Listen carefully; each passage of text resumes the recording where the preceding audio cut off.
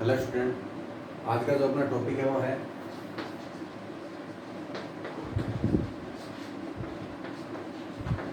Meningitis. ठीक है, pathology के अंदर मेनिंजाइटिस। और मेनिंजाइटिस में मैंने आपको डेफिनेशन लिखवा रखी है।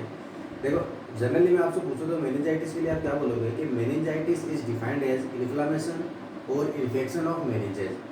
ठीक है, यही बोलोगे। मेनिंजाइटिस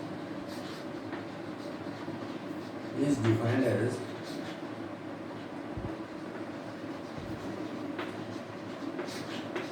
इन्फ्लामेशन और इन्फेक्शन और मेनिंजेस। और मेनिंजेस के लिए आप क्या बोलते हो, जो ब्रेन और जो स्पाइनल कॉर्ड है उसकी जो आउटर कवरिंग जो लेयर होती है उसको आप बोलते हो मेनिंजेस। अगर मेनिंजेस का अगर इन्फ्लामेशन या फिर इन्फेक्शन हो रखा है उस कंडीशन को बोलते हैं मेनिंजाइटिस। लेकिन मैं आपसे पूछता हूँ कि ये डेफिनेशन जो है वो करेक्ट डेफिनेशन है मेनिंजाइटिस की? नहीं, एक्चुअली में जो मेनिंजाइटिस है उसकी ये करेक्ट डेफिनेशन नहीं है। करेक्ट डेफिनेशन जो मैंने आपको फर्स्ट वन जो आपको लिखवा रखी है डेफिनेशन के अंदर सेकेंड ईयर, उसके लिए क्या है कि मेनिंजाइटिस की जो करेक्ट डेफिनेशन है वो है कि meningitis is defined as leptomeningitis.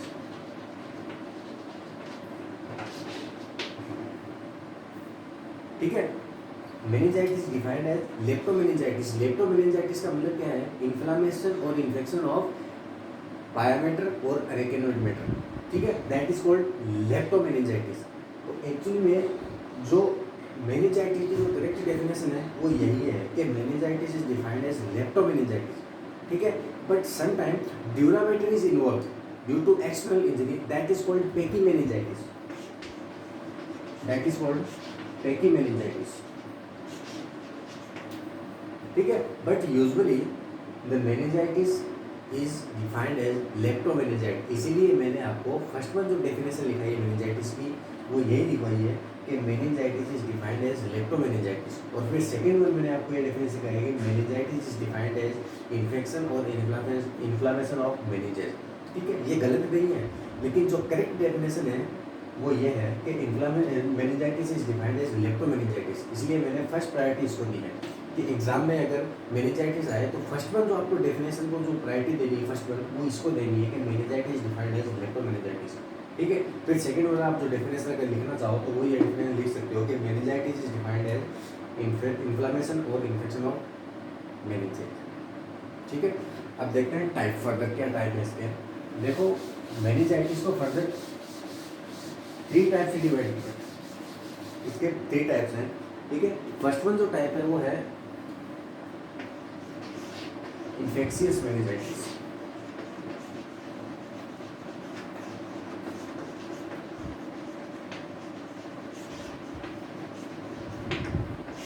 ठीक है, इन्फेक्शियस मेनिंजाइटिस। और इन्फेक्शियस मेनिंजाइटिस का मतलब क्या है कि infectious meningitis is defined as infection और inflammation of meninges which is caused by any kind of infectious agent, that is called infectious meningitis.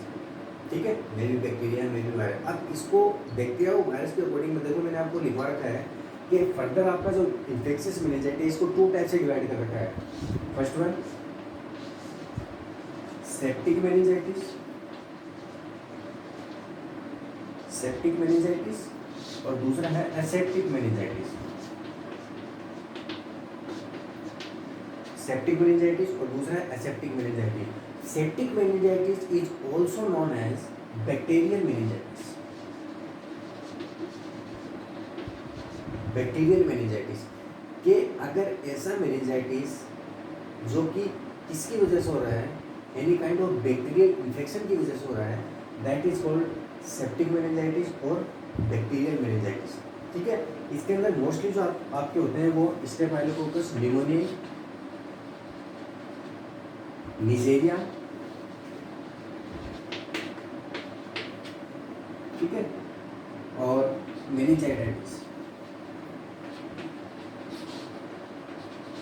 ये मोस्ट कॉमन जो बैठे। अब जो मेनिंजाइटिस जो है इसका दूसरा नाम है मेनिंजियोकोकल मेनिंजाइटिस।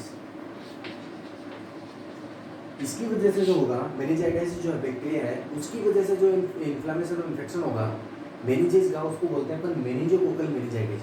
और इसके अंदर ये है कि मोस्ट कॉमन जो आपको देखने को मिलता है कि मेनिंजाइटिस जो मेनिंजोकोकल जो मेनिंजाइटिस है, ठीक है, मेनिंजाइटिस जो हो रखा है मेनिंजाइटिस की वजह से उसमें क्या होगा कि स्किन के ऊपर आपको रेड पेचेस देखने को मिलेंगे लाइक एज डेंगू। डेंगू के अंदर आप स्पेसिफिक टेस्ट आपको पता है कि टोर्निक्वेट टेस्ट आप परफॉर्म करते हैं, तो डेंगू के अंदर आप टोर्निक्वेट टेस्ट अगर आप परफॉर्म करोगे तो उसमें भी आपको रेड पेचेस बॉडी के अंदर देखने को मिलेंगे। जो सरफेस है बॉडी का स्किन है उस पर आपको रेड पेचेस देखने को मिलेंगे, ठीक है।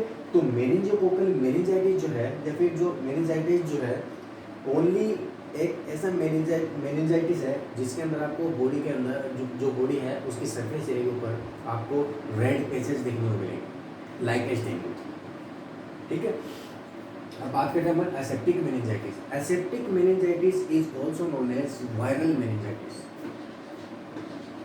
Also known as viral meningitis, ठीक है। अब वायरल मेनिंजाइटिस को बोला कि ऐसा मेनिंजाइटिस जो कि इसकी वजह से हो रखा हो, वायरस की वजह से हो रखा हो, उसको अपन बोलते हैं एसेप्टिक मेनिंजाइटिस और वायरल मेनिंजाइटिस। और इसकी एक खास बात यह है कि वायरल मेनिंजाइटिस के अंदर आपको चेस्ट और एब्डोमिनल पेन देखने को मिलेगा, ठीक है। और इसके अंदर जो मोस्ट कॉमन जो पॉजिटिव एजेंट होते हैं, जो वायरस होते हैं, वो होते हैं आपके HSV जानते हो, हर्पस सिम्प्लेक्स वायरस, जो कि आपका हर्पस जोस्टर है उसको कोज कराता है, ठीक है। सिंगल्स भी जिसको बोलते हैं अपन, ठीक है।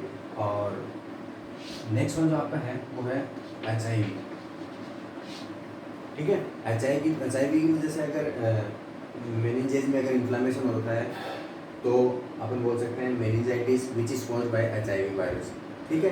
तो ये भी है इसका मेन जो मोस्ट कॉमन जो कॉज है HIV के अंदर पेशेंट जो HIV का है उसके अंदर भी आपको में भी देखने को मिल सकता है मेनिंजाइटिस की कंडीशन, ठीक है।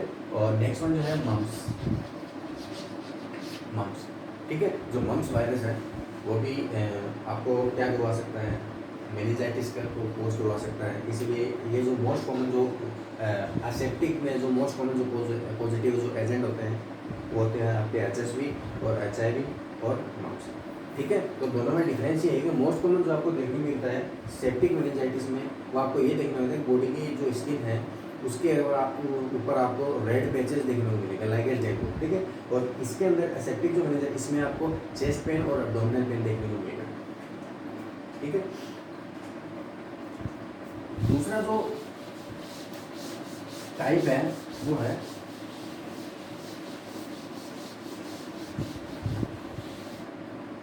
Chemical meningitis. दूसरा जो टाइप है वो है केमिकल मेनिंजाइटिस,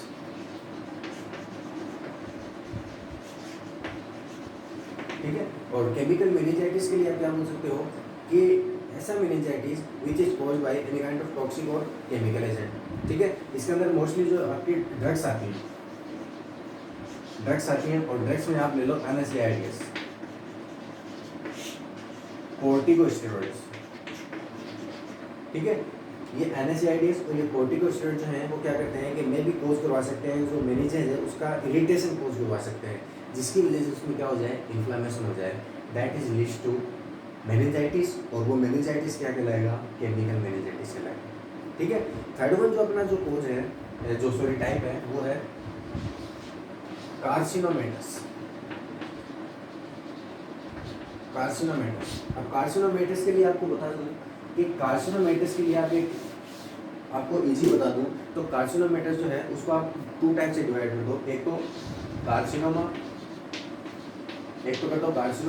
और सेट कर दो मेटास्टेसिस, ठीक है। अब आपको पता है कि मैंने आपको क्लास में बताया था कि कार्सिनोमा मीन्स एपिथेलियल जो कार्सिनोमा होते हैं, जो सेल्स होते हैं, ठीक है, अब नॉर्मल उसको बोलते हैं कार्सिनोमा। और metastasis means the process of movement of migration of cancer cell from one place to another place, one organ to another organ, this process is called metastasis, ठीक है। तो ब्रेन जो आपका है वो मोस्ट कॉमन बॉडी के अंदर क्या है, मेटास्टेसिस साइट है, ठीक है। तो सर्कुलेशन के थ्रू जो भी अनदर साइट्स पे जो कार्सिनोमा जो सेल्स हैं वो क्या करती हैं, मूवमेंट करके आपका जो ब्रेन है वहाँ पर पहुँच जाती हैं। और ब्रेन में पहुँचने के बाद में भी इन्वॉल्व करते हैं आपकी CSF को, और में भी मेनिंजेस हैं उनमें क्या कर सकती है, इन्फ्लामेशन कोज करवा सकती है। तो उसको बोलते हैं अपन मेनिंजाइटिस। और जो मेनिंजाइटिस हुआ है ड्यू टू कार्सिनोमेटस यानी कार्सिनोमा प्लस मेटास्टेसिस, ठीक है, उसकी वजह जो हुआ है उसको बोलते हैं अपन कार्सिनोमेटस मेनिंजाइटिस, ठीक है। नेक्स्ट वन अपन बात करते हैं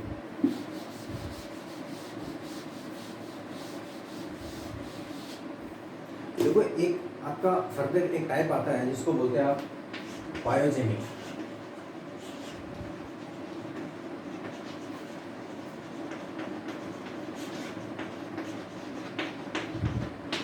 पायोजेनिक मेनिंजाइटिस। अब देखो यहाँ पे एक वर्ड आता है कि पायोजेनिक। पायोजेनिक का मतलब वो एजेंट जो क्या करवाते हैं, पस को कोज करते हैं, पस फॉर्मेशन करते हैं, ठीक है। और पस फॉर्मेशन आपको पता है कि पस फॉर्मेशन के लिए क्या बोल सकते हैं आप, अगर पस फॉर्मेशन हो रही है, pus formation is equal to suppuration, suppuration, ठीक है। मैंने आपको क्लास में बताया कि सुपुरेशन क्या है, it is the process of pus formation, ठीक है। तो पायोजेनिक का मतलब वो एजेंट जो क्या करते हैं, पस को फॉर्मेशन करते हैं, सुपुरेशन प्रोसेस को क्या करते हैं, इनहेंस करते हैं, दैट इज कॉल्ड पायोजेनिक। और उसकी वजह से अगर आपको मेनिंजाइटिस देखने को मिल रहा है उसको बोलते हैं अपन पायोजेनिक मेनिंजाइटिस, ठीक है। अब इसके अंदर मॉर्फोलॉजिकल फीचर्स में आप पढ़ोगे, अगर पायोजेनिक मेनिंजाइटिस हो रखा है तो पायोजेनिक मेनिंजाइटिस में मैंने आपको 2 स्टडी लिखवा रही है फर्दर, ठीक है। फर्दर 2 टाइप की स्टडी आप करते हो, एक तो करते हो ग्रोस और एक आप करते हो हिस्टोलॉजी, ठीक है। 2 टाइप की आप क्या करते हो, स्टडी करते हो। देखो स्टडी अपन पैथो में ही नहीं, अपन अगर आप एनाटॉमी फिजियोलॉजी पढ़ते हो उसमें भी आप क्या पढ़ते हो, ग्रोस पढ़ते हो, हिस्टोलॉजी पढ़ते हो। ग्रोस का मतलब क्या होता है कि ऐसी स्टडी जिसमें हमें माइक्रोस्कोप की जरूरत नहीं पड़ती, ठीक है। इजीली अपन नेक्ड आई से विजुलाइज कर सकते हैं कि एक्चुअली में वहाँ पे जो ऑर्गन अफेक्टेड है उस पर क्या क्या चेंजमेंट आ रखे हैं, उसको बोलते हैं अपन ग्रोस स्टडी। दूसरा हिस्टोलॉजी के अंदर क्या करते हैं कि ऐसी study in which we have need microscope to identify any kind of changes in cell or particular organ, ठीक है। वो जो स्टडी आएगी वो आपकी आएगी हिस्टोलॉजी के अंदर। अब ग्रोसली में अपन क्या देखते हैं कि ग्रोसली में अपन को ये देखने को मिलता है कि जो सब रेटिनल जो स्पेस है ब्रेन का, ठीक है, ये जो सब रेटिनल स्पेस है, इस स्पेस के अंदर आपको क्या देखने को मिलता है, पस देखने को मिलती है। अब पस एक्चुअली में हो रखा है तो आपको पता है कि वहाँ पे जो पस है वो कौन सा नेचर रखती है, एक्सुडेटिव नेचर रखती है या फिर ट्रांजुडेट नेचर रखती है। सीधी सी बात है एक्सुडेट रखती है। आपको पता है कि क्लियर फ्लूइड है मीन्स ट्रांजुडेट, ठीक है। मिट्टी डाल दो उसमें, गंदा हो गया वो, मटमेला हो गया, दैट इज कंडीशन किस में आ जाएगी, वो एक्सुडेट में आ जाएगी। अब आपको पता है कि एक्चुअली में पस है मीन्स वहाँ पे any kind of bacterias present है, तो बैक्टीरियाज का अगर इन्वॉल्वमेंट हो गया तब उस फ्लूइड को आप किस में रख दोगे, एक्सुडेट में रख दोगे। अब एक्सुडेट अगर यहाँ पे आ रखा है मीन्स यहाँ पे क्लाउडी नेचर होगा। अब क्लाउडी नेचर होगा तो ये भी आपका क्या करेगा कि सीएसएफ में मिक्सअप होगा।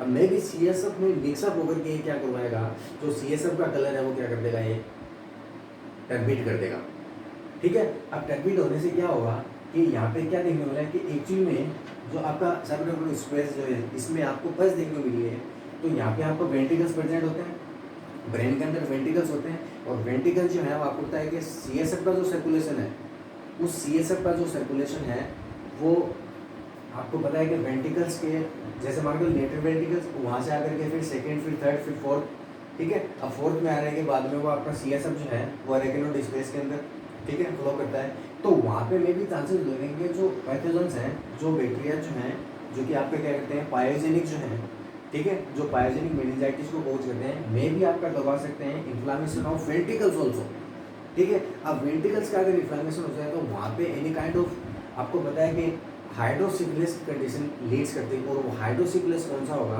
वो होगा ऑब्स्ट्रक्टिव हाइड्रोसिफिलिस, ठीक है। तो अपन ये बोल सकते हैं कि पायोजेनिक मेनिंजाइटिस के अंदर आपको जो हाइड्रोसिफिलिस मोस्टली जो देखने को मिलता है वो मिलता है आपको कौन सा, ऑब्स्ट्रक्टिव हाइड्रोसिफिलिस, ठीक है। नेक्स्ट वन अपन बात करते हैं ग्रोस होगी। अब बात करते हैं हिस्टोलॉजी की। अब बात करते हैं हिस्टोलॉजी की। अब हिस्टोलॉजी में आपको क्या देखना है, अब आपको पता है कि हिस्टोलॉजी में अपन बात करेंगे तो हमें माइक्रोस्कोप की जरूरत पड़ेगी।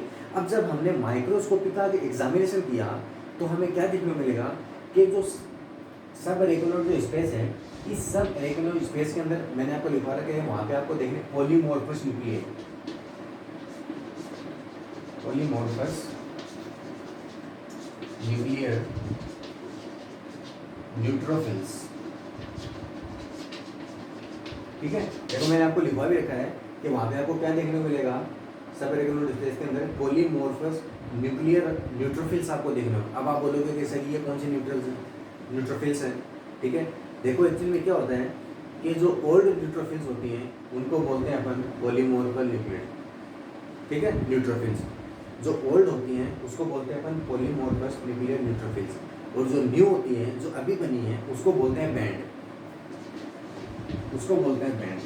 ठीक है, तो कंफ्यूज नहीं होना कि आपको यहाँ पे पता है कि जब भी इन्फेक्शन होता है, इन्फेक्शन के लिए क्या बोलते हैं कि फर्स्ट रिस्पॉन्स के साथ न्यूट्रोफिल्स, फर्स्ट रिस्पॉन्स जो करता है वो न्यूट्रोफिल्स करती है, और न्यूट्रोफिल्स अगर ओल्ड है, ठीक है, बहुत पहले से बनी हुई है, तो उसको बोलते हैं अपन पॉलीमॉर्फस न्यूक्लियर न्यूट्रोफिल्स। ठीक है, अभी अभी जो बनी है, जो नई है, उसको बोलते हैं बैंड।